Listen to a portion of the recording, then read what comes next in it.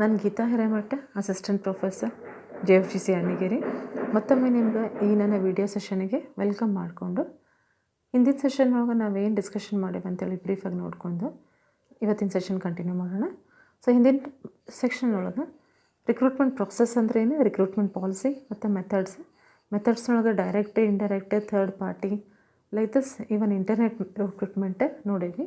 So most important and very popular method nowadays is internet recruitment. So now let us continue with today's session. So wherein we are going to talk about selection, essentials of selection and factors. Selection ಅಂದರೆ ಏನು, ಈಗ ಇಲ್ಲಿ ಮಟ್ಟ ಏನು ನೋಡಿದ್ವಿ ಅಂದರೆ recruitment, ನೇಮಕಾತಿ process ಏನಿದೆ ಅಂತ ನೋಡಿದ್ವಿ. ನೇಮಕಾತಿ ಅಪ್ಲಿಕೇಶನ್ ಹಾಕೋ ಪ್ರೊಸೆಸ್ ಅಷ್ಟೇ ಇದೆ. ಇಲ್ಲಿ ಮಟ್ಟ ಏನು ನೋಡಿದ್ದೆ, ಅಪ್ಲಿಕೇಶನನ್ನು ಅಟ್ರಾಕ್ಟ್ ಮಾಡುವಂಥ ಪ್ರೊಸೆಸ್ ನೋಡಿದ್ವಿ. ಈಗ ಅಪ್ಲಿಕೇಶನ್ ಹಾಕಿದ ಕೂಡಲೇ ಅವ್ರನ್ನ ಸೆಲೆಕ್ಟ್ ಮಾಡಬೇಕು. So now repeatedly for every time we are saying that human resource is a vital asset in any company. ಯಾವಾಗ ಇದು ವೈಟಲ್ ಅಸೆಟ್, ಅದನ್ನು ಪ್ರಾಪರಾಗಿ ಅಪಾಯಿಂಟ್ಮೆಂಟ್ ಮಾಡ್ಕೋಬೇಕು, ಪ್ರಾಪರಾಗಿ ಸೆಲೆಕ್ಷನ್ ಮಾಡ್ಕೋಬೇಕು. This is the most important foundation for success of any company. Selection correct ಇರಲಿಲ್ಲ ಅಂದರೆ ಎಂಥ training ಕೊಟ್ಟರು ಅದು ಸರಿಯಾಗಿ ಹ್ಯೂಮನ್ ರಿಸೋರ್ಸ್ ಡೆವಲಪ್ ಆಗಂಗಿಲ್ಲ. ಸೊ ಫಸ್ಟ್ ಫೌಂಡೇಶನ್ ಭಾಳ ಸ್ಟ್ರಾಂಗಾಗಿ ಬಿಲ್ಡಪ್ ಮಾಡಬೇಕು ನಾವು. ಫೌಂಡೇಶನ್ ಯಾವುದಂದ್ರೆ recruitment and selection. Now in this session, let us see among all the applicants which best applicant is to be selected. Now let us see how it has to be. Let us start with selection. Selection ಆಯ್ಕೆ ಅಂದರೆ ಏನಂತ ಹೇಳಿ. So after manpower recruitment, so recruitment ಪ್ರೊಸೆಸ್ನಾಗ ಕ್ಯಾಂಡಿಡೇಟ್ಸನ್ನು towards company application ಹಾಕುವಂಗೆ this is attracting process. ಅಂದರೆ ಅವ್ರ ಕ್ಯಾಂಡಿಡೇಟ್ಸನ್ನು attract ಮಾಡುವಂಥ ಪ್ರೊಸೆಸ್ಸಿಗೆ ನಾವು ರಿಕ್ರೂಟ್ಮೆಂಟ್ ಅಂತ ಕರಿತೀವಿ. ನಾವು the next function is to select the proper person for the job. ಒಂದ್ಸಲ ಅಪ್ಲಿಕೇಶನ್ಸ್ ಹಾಕಿದ್ರಂದ್ರೆ ಅಮಂಗ್ಸ್ಟ್ ಆಲ್ ದಿ ಅಪ್ಲಿಕೆಂಟ್ಸ್ ಯಾರು ನಮಗೆ ಪ್ರಾಪರ್ ಸೂಟೇಬಲ್ ವ್ಯಕ್ತಿ ಅದಾರ ನಮ್ಮ ಕಂಪ್ನಿಗೆ, we have to select. That is called as a selection stage. So ನಾವು again very important is recruitment ಮತ್ತು ಸೆಲೆಕ್ಷನ್ ಅಂದ್ರೆ ಒಂದೇನು, ಆಯ್ಕೆ ಮತ್ತು ಭರ್ತಿ ಅಂದರೆ ಒಂದೇನು, ನೇಮಕಾತಿ ಮತ್ತು ಆಯ್ಕೆ ಅಂದರೆ ಒಂದೇನು, it is not same, they are different.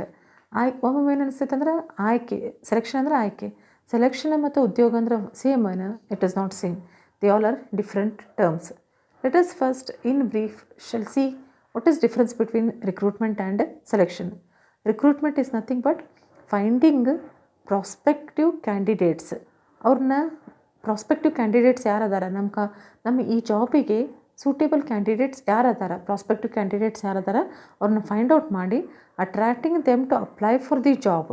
ಅವರು ಬರೀ ಅಪ್ಲೈ ಮಾಡೋದಕ್ಕಷ್ಟೇ ಪ್ರೋಸೆಸ್ ಇದೆ, ಅಪ್ಲೈ ಮಾಡುವಂಥ process. But selection is not so. Selection is amongst those applicants making the selection, making the choice. Then recruitment and employment again they are different.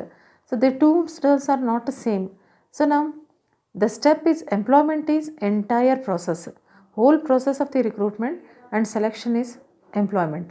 Complete processiಗೆ ನಾವು employment ಅಂತ ಕರಿತೀವಿ. Recruitment and employment, they are not same. These are the two different terms. So employment process, the whole process of recruitment and selection is known as employment. Complete processiಗೆ ನಾವು employment ಅಂತ ಕರಿತೀವಿ. ರಿಕ್ರೂಟ್ಮೆಂಟ ಬೇರೆ, ಸೆಲೆಕ್ಷನ ಬೇರೆ, employment ಬೇರೆ. Employment is nothing but whole process of recruitment and selection. Then what is selection? Selection is the process of finding out most suitable candidates to the job out of the candidates applied, recruited. ಯಾರು application ಹಾಕ್ಯಾರ ಅವ್ರೊಳಗೆ ಯಾರು suitable ಅದಾರ ನಮ್ಗೆ ಅವ್ರನ್ನ selection ಮಾಡುವಂಥ process. So then what is the importance of selection? ಇದಕ್ಕೆ ನಾವು ಆಯ್ಕೆ ಮಾಡಬೇಕು. ಯಾರ್ಯಾರು ಅಪ್ಲಿಕೇಶನ್ ಹಾಕ್ಯಾರ ಅವ್ರನ್ನ ಇಷ್ಟನ್ನು ತೊಗೊಳಕ್ಕೆ ಆಕೈತೆ? No, it is not possible. Without selection there can not be any employment. Employment fulfil ಆಗಬೇಕಂದ್ರೆ employment is equals to recruitment plus selection. So ನಾವು ಪ್ರೊಕ್ಯೂರ್ಮೆಂಟ್ ಆಫ್ ಸ್ಕಿಲ್ಡ್ ವರ್ಕರ್ಸ್, ನಮಗೆ ಯಾರು ಪರ್ಫೆಕ್ಟ್ ವರ್ಕರ್ಸ್ ಬೇಕಂದ್ರೆ we need to go for selection. The candidates fit for the job are to be selected among the prospective candidates who have applied. ಯಾರು apply ಮಾಡ್ಯಾರ ಅವ್ರೊಳಗೆ suitable ಕ್ಯಾಂಡಿಡೇಟನ್ನ select ಮಾಡೋಕ್ಕೆ selection process ಮೂಲಕ ಸಾಧ್ಯತೆ ಐತಿ. ನೆಕ್ಸ್ಟ್, ಒಂದ್ಸಲ ಸೂಟೇಬಲ್ ಕ್ಯಾಂಡಿಡೇಟ್ಸನ್ನು ಸೆಲೆಕ್ಟ್ ಮಾಡಿದ್ವಿ ಅಂದರೆ ಟ್ರೈನಿಂಗ್ ಕಾಸ್ಟ್ ಕಡಿಮೆ ಆಕೈತಿ. Reduction of cost of training. ನಮಗೆ ಅಪಾಯಿಂಟ್ಮೆಂಟ್ ಮಾಡ್ಕೊಂಡಿಪ್ಪ, ಸೆಲೆಕ್ಷನ್ ಮಾಡಿದ್ವಿ ಯಾರನ್ನಂದ್ರೆ those who are not suitable, ಅಂಥವ್ರನ್ನ ಅಪಾಯಿಂಟ್ಮೆಂಟ್ ಮಾಡ್ಕೊಂಡ್ವಿ ಅಂದ್ರೆ ಬರೀ ಅವ್ರಿಗೆ ಟ್ರೈನಿಂಗ್ ಕೊಡಿದ್ರಾಗ ಆಕೈತಿ. 1ನೇ ವಾರದ ಟ್ರೈನಿಂಗ್ ಕೊಡ್ತೀರಿ, 1ನೇ ವಾರದ ತಿಳ್ಕೊತಾರೆ. ಮತ್ತು again you have to send them for the training, again you have to send them for the training. The cost of training itself goes on increasing. So in order to have proper selection we should go for this process. Proper person for the job, we should go for selection process. Next, most importance of selection is it reduces personal problems. Like company management ಮತ್ತು workers ನಡುವೆ problems reduction ಆಗಬೇಕಂದ್ರೆ ಆಯ್ಕೆ ಸರಿಯಾಗಿರಬೇಕು. So ಏನು possibility ಐತಂದ್ರೆ selection ಮಾಡುವಾಗ ನಾವು just ಏನೋ based on what is there application, ಅವ್ರ ಅಪ್ಲಿಕೇಶನ್ ಒಳಗೆ ಭಾಳ ಅಟ್ರಾಕ್ಟಿವ್ ಆಗಿ ಅಪ್ಲಿಕೇಶನ್ ಬರ್ತಿರ್ಬೋದು. ಅದರ ಬೇಸ್ ಮ್ಯಾಗ ನಾವು ಸೆಲೆಕ್ಷನ್ ಕರೆಕ್ಟಾಗಿ ಆಗಿರಲಿಲ್ಲ ಅಂದರೆ ಏನಕ್ಕೈತೆ ಅಂದ್ರೆ ಮುಂದೆ ಒಂದು ಸಲ ಕಂಪ್ನಿ ಜಾಯ್ನ್ ಆದ ಕೂಡಲೇ ಅವ್ರ ಕಂಪ್ನಿಗೆ ಬರ್ಡನ್ ಆಗಿಬಿಡ್ತಾರೆ. ಕಂಪ್ನಿಯವ್ರು ಡೈಲಿ ಅವ್ರು ತಪ್ಪು ಮಾಡ್ತಿರ್ತಾರೆ, ಅಥವಾ ಡೈಲಿ ಅಬ್ಸೆಂಟ್ ಉಳಿತಾರೆ, ಅಥವಾ ಡೈಲಿ ಏನಾದರೂ ಒಂದು ನೆವ ಹೇಳ್ತಿರ್ತಾರೆ. At that time it becomes stress to the company. So company cannot find out proper solution for such a burdensome candidates. So at that time there will be clash between company and workers. If at all this clash should not be there, if at all there is proper solution for the personnel selected, there should be proper selection procedure. So management and workers, proper selection maintains a good relation between management and workers. Workers will be satisfied if at all they are properly selected. So it reduces problems, their personal problems also plus company problems also will be reduced. So first importance is procurement of skilled workers. ಯಾವ workers ನಮಗೆ ಬೇಕು ಅವ್ರನ್ನ ನಾವು select ಮಾಡ್ಕೋಬೋದು. Cost of training can be minimised because selected candidates will be perfect candidates. Then third one, if at all suitable candidates are selected through this process, there will be good relation between management and workers. So next is what principles are to be followed at the time of selection. So first and the most is authority to select. ಯಾರಿಗೆ ಇದು selection authority ಐತಿ, selection authority. So ಯೂಶ್ವಲಾಗಿ HR ಡಿಪಾರ್ಟ್ಮೆಂಟ್ನೊಳಗೆ HR department ಅಂತ ಇರ್ತೈತಿ company ಒಳಗೆ, ಅಲ್ಲಿ ಒಂದು ಅಥಾರಿಟಿ ಬೋರ್ಡ್ ಆಫ್ ಸೆಲೆಕ್ಷನ್ ಅಂತ ಇರ್ತೈತಿ, ಅವರು ಸೆಲೆಕ್ಷನ್ ಅಥಾರಿಟಿ ಆಗಿರ್ತಾನೆ. ಗೌರ್ಮೆಂಟ್ನೊಳಗೂ ಬೋರ್ಡ್ ಇರ್ತೈತಿ, ಬೋರ್ಡ್ ಅಂತ ಮಂಡಳಿ ಅಂತ ಮಾಡಿರ್ತಾರೆ, ಅವರು ಸೆಲೆಕ್ಷನ್ ಅಥಾರಿಟಿ ಆಗಿರ್ತಾರೆ. ಹಂಗೆ ಫಸ್ಟ್ ಪ್ರಿನ್ಸಿಪಲ್ ಅಂದ್ರೆ there should be proper selection authority. Then second most important principle is standard of selection. ಒಂದು ಪ್ರಮಾಣ ಇರಬೇಕು ಸೆಲೆಕ್ಷನ್ ಮಾಡುವಾಗ. ಈಗ ಫಾರ್ ಎಕ್ಸಾಂಪಲ್ ಇಂಟರ್ವ್ಯೂ ಮಾಡುವಾಗ ಬಂದ ಕ್ಯಾಂಡಿಡೇಟ್ಸ್ಗೆ ಒಬ್ಬ ಕ್ಯಾಂಡಿಡೇಟ್ಗೆ ಭಾಳ ಡಿಫಿಕಲ್ಟ್ ಕ್ವೆಶ್ಚನ್ ಕೇಳೋದು, ಮತ್ತೊಂದು ಕ್ಯಾಂಡಿಡೇಟ್ಗೆ ಸಿಂಪಲ್ ಕ್ವೆಶ್ಚನ್ ಕೇಳೋದು, ಅಂದರೆ ಸ್ಟ್ಯಾಂಡರ್ಡ್ ಇಲ್ಲ. ಇದು ಕರೆಕ್ಟಾಗಿ ಟೆಸ್ಟ್ ಮಾಡೋಕ್ಕಾಗಂಗಿಲ್ಲ. Selection procedure, one of the selection procedure is interview. So ಅದಕ್ಕೆ ಈ ಟೈಪ್ ಇರಬಾರ್ದು, ಅದು ಸ್ಟ್ಯಾಂಡರ್ಡ್ ಇರಬೇಕು, ಎಲ್ಲರಿಗೂ ಸೇಮ್ ಪ್ರೊಸೀಜರ್ನ ಫಾಲೋ ಮಾಡುವಂಗೆ ಇರಬೇಕು. ಫೈನಲ್ ಸೆಲೆಕ್ಷನ್, ಅಂತಿಮ ಸೆಲೆಕ್ಷನ್. ಈಗ ನಾವು ಸೆಲೆಕ್ಷನ್ ಮಾಡಿದ್ವಿ ಅಂದರೆ ಬರೀ ಅಪ್ಲಿಕೇಶನ್ ಹಾಕಿದವ್ರು ಇಷ್ಟು ಫೈನಲ್ ನಮ್ಮ ಸೆಲೆಕ್ಟೆಡ್ ಕ್ಯಾಂಡಿಡೇಟ್ಸ್ ಅಲ್ಲ. ಫೈನಲ್ ಸೆಲೆಕ್ಷನ್ ಅಥಾರಿಟಿ ಅವ್ರೇನು ಫಾರ್ಮಲ್ ಆಗಿ ಮಾಡ್ತಾರೆ, that is final. Then selection board, ಪ್ರತಿಯೊಂದು ಕಂಪ್ನಿ ಒಳಗೂ ಸೆಲೆಕ್ಷನ್ ಬೋರ್ಡ್ ಅಂತ ಇರ್ತೈತಿ. ಅದನ್ನು ಅಥಾರಿಟಿ ಫಸ್ಟ್ ಸ್ಟೇಜ್ ಒಳಗೆ first principal authority to select, ಒಂದು ಪ್ರಾಪರ್ ಅಥಾರಿಟಿ ಅಂತ ಇರ್ತೈತಿ. ಆ ಅಥಾರಿಟಿ ಬೋರ್ಡ್ ಅಂತ ಸೆಲೆಕ್ಟ್ ಮಾಡ್ತಾರೆ, ಬೋರ್ಡ್ ಆಫ್ ಅಥಾರಿಟಿ ಬೋರ್ಡ್ ಮಾಡ್ತಾರೆ, ಸೆಲೆಕ್ಷನ್ ಬೋರ್ಡ್ ಅಂತ ಮಾಡಿರ್ತಾರೆ. Through interview process selection board ಅವ್ರನ್ನೆಲ್ಲನೂ ಅಸೆಸ್ ಮಾಡ್ಕೊತಾರೆ. Next most important principle is job first, next man. So love your job but not the company. ಇದು ಹೆಂಗೆ employee point of view ಐತಲ್ಲ, ಹಂಗೆ company point of ವ್ಯೂನು ಒಂದು principal ಐತಿ. ಏನು principal ಅಂದರೆ ಜಾಬ್ ಫಸ್ಟ್, ನೆಕ್ಸ್ಟ್ ಮ್ಯಾನ್. ನಿಮ್ಗೆ ಯಾವ ಜಾಬಿಗೆ ಕ್ಯಾಂಡಿಡೇಟನ್ನು ಸೆಲೆಕ್ಟ್ ಮಾಡ್ಕೊಳಕತ್ತೀರಿ ಅಂಥೇಳಿ ಡಿಸೈಡ್ ಮಾಡಿರಿ. ಆದ್ರೆ ಯಾವ ಕ್ಯಾಂಡಿಡೇಟನ್ನು ನೀವು ಜಾಬಿಗೆ ಸೆಲೆಕ್ಟ್ ಮಾಡ್ಕೋತೀರಿ ಅಂತ ಇಂಪಾರ್ಟೆಂಟ್ ಅಲ್ಲ, ನೀವು first job important. For example engineer ಜಾಬಿಗೆ ನೀವು ಕ್ಯಾಂಡಿಡೇಟ್ ಸೆಲೆಕ್ಟ್ ಮಾಡ್ಕೊಳತ್ತೀರಿ, this is engineer job is important. ಉಲ್ಟಾ ಮಾಡಿ ಹೇಳ್ತೇನೆ ನಿಮ್ಗೆ, ಎಕ್ಸ್ ಅನ್ನೋ ಎಂಜಿನಿಯರನ್ನು ನೀವು ಅಪಾಯಿಂಟ್ ಮಾಡ್ಕೊಳತ್ತೀರಿ. ಸೊ ಎಕ್ಸ್ ಅನ್ನೋ engineer is not important. Engineer ಪೋಸ್ಟಿಗೆ ನೀವು ಅವನ್ನ ಅಪಾಯಿಂಟ್ ಮಾಡ್ಕೊಳತ್ತೀರಿ, that is important for us.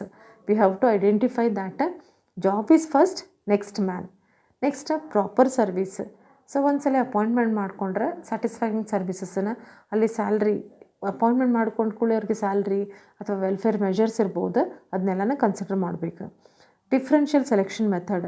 So ಅಲ್ಲಿ ಅಪಾಯಿಂಟ್ಮೆಂಟ್ ಮಾಡ್ಕೊಳ್ಳುವಾಗ ಬೇರೆ ಬೇರೆ ಮೆಥಡ್ಸನ್ನು ಯೂಸ್ ಮಾಡಿಕೊಂಡು ಅಪಾಯಿಂಟ್ಮೆಂಟ್ ಮಾಡ್ಕೋಬೇಕು ನಾವು. Next flexibility. So as we already seen in case of recruitment, it should be flexible, adjustable, adaptable to the situation. Next ವೃತ್ತಿಪರ ಮಾರ್ಗದರ್ಶನ, ವೊಕೇಶ್ನಲ್ ಗೈಡೆನ್ಸ್ ಕೊಡಬೇಕು. ಒನ್ಸ್ ಅಪಾಯಿಂಟ್ಮೆಂಟ್ ಆತಂದರೆ it is not final, once selection ಆತಂದರೆ it is not final. Again and again guidance has to be given to the selected candidates. And unbiased, it should be unbiased. ಯಾವುದೇ ಪಕ್ಷಪಾತ ಮಾಡಿ appointment selection ಆಗಬಾರ್ದು, unbiased selection ಇರಬೇಕು. So ಹಂಗಾರೆ ಯಾವ್ಯಾವ factors selection ಪ್ರಾಸೆಸ್ಸನ್ನು affect ಆಗ್ತಾವಂದ್ರೆ, ಒಂದೇದು ನೇಚರ್ ಆಫ್ ಸೆಲೆಕ್ಷನ್, ಯಾವ ರೀತಿಯಿಂದ ನಾವು ಸೆಲೆಕ್ಷನ್ ಮಾಡ್ತೀವಿ ಅದು ಇಂಪಾರ್ಟೆಂಟ್ ಫ್ಯಾಕ್ಟರ್. ಕಂಪ್ನಿ ಪಾಲಿಸಿ ಅದು it may be related with internal or external, it may be related with their salary, time wages ಅಥವಾ ಪೀಸ್ ವೇಜಸ್ಸು, ಬೇರೆ ಬೇರೆ ಮೆಥಡ್ನೊಳಗೆ ಸ್ಯಾಲ್ರಿ ಕೊಡ್ತಿರ್ಬೋದು. ಕಂಪ್ನಿ ಪಾಲಿಸಿ ಏನೈತಿ ಅದರ ಮ್ಯಾಗೂ it depends. Then probationary period, so always ತರಬೇತಿ ಅವಧಿ ಅಂತ ಇರ್ತೈತಿ. ಪ್ರೊಬೇಷನರಿ ಪೀರಿಯಡ್ ಅದು ಸಹ ಇಂಪಾರ್ಟೆಂಟ್ ಅಪಾಯಿಂಟ್ಮೆಂಟ್ ಸೆಲೆಕ್ಷನ್ ಪ್ರೊಸೆಸ್ನೊಳಗೆ. ಒಂದಿಷ್ಟು 6 months ಅಷ್ಟೇ ಪ್ರೊಬೇಷನರಿ ಇರ್ತಾವೆ, ಒಂದೊಂದು 2 years ಇರ್ತಾವೆ, ಒಂದೊಂದು 5 years ಸೆಲೆಕ್ಷನ್ ಪ್ರೊಬೇಷನರಿ ಪೀರಿಯಡ್ ಇರಬಹುದು. Even that becomes an important factor in case of selection. So next most important environment, both organisational environment as well as social environment. ನಾವೆಲ್ಲಿ ಸಮಾಜ ಎಲ್ಲೈತಿ ಆ ಸಮಾಜದೊಳಗೆ ಅದೇವಲ್ಲ, ಆ ಸಮಾಜದ ಪರಿಸರ ಸಹ ಆಯ್ಕೆ ಪ್ರಕ್ರಿಯೆ ಮೇಲೆ ಇನ್ಫ್ಲುಯೆನ್ಸ್ ಆಗೈತಿ. So next is some of the hurdles are there. So in between selection process, some of the factors will come on the way of selection process, even that factor has to be considered. Then ಒಂದಕ್ಕೊಂದು ಸಂಬಂಧಪಟ್ಟದ್ದು multiple correlation ಸಿಸ್ಟಮ್ನೊಳಗೆ ಒಂದಕ್ಕೊಂದು ಸಂಬಂಧಪಟ್ಟದ್ದು ಇರ್ತಾವೆ. ಅದು government ಪಾಲಿಸೀಸರ್ ಆಗಿರ್ಬೋದು, ಅಥವಾ present ಸಿಚುವೇಷನರ್ ಆಗಿರ್ಬೋದು, ಇಲ್ಲ ಆರ್ಗನೈಸೇಷನ್ ಪಾಲಿಸಿಯರ್ ಆಗಿರ್ಬೋದು, ಅಥವಾ ಡೈರೆಕ್ಟರ್ಸ್ ರೇಷಿಯೋರ್ ಆಗಿರ್ಬೋದು, ಇಲ್ಲ ಶೇರ್ ಮಾರ್ಕೆಟರ್ ಆಗಿರ್ಬೋದು. ವೇರಿಯಸ್ ಫ್ಯಾಕ್ಟರ್ಸ್ ಕೋರಿಲೇಟೆಡ್ ಇರ್ತಾವೆ. Then reliability, so selection must be reliable, ಅದು ಸರಿಯಾದ ರೀತಿಯಿಂದ ಆಗಿರಬೇಕು. Validity, so these are the important factors which will be considered at the time of selection. So recruitment, selection, then employment, these are 3 concepts altogether new, altogether separate. So now those are employment related with recruitment related with selection, but they are not same. Recruitment plus selection is equals to employment. Try to answer these multiple choice questions.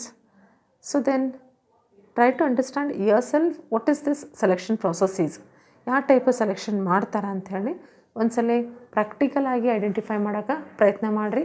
Next session ಒಳಗೆ ಇದರ next ಆಸ್ಪೆಕ್ಟ್ಸನ್ನು continue ಮಾಡೋಣ. Thank you.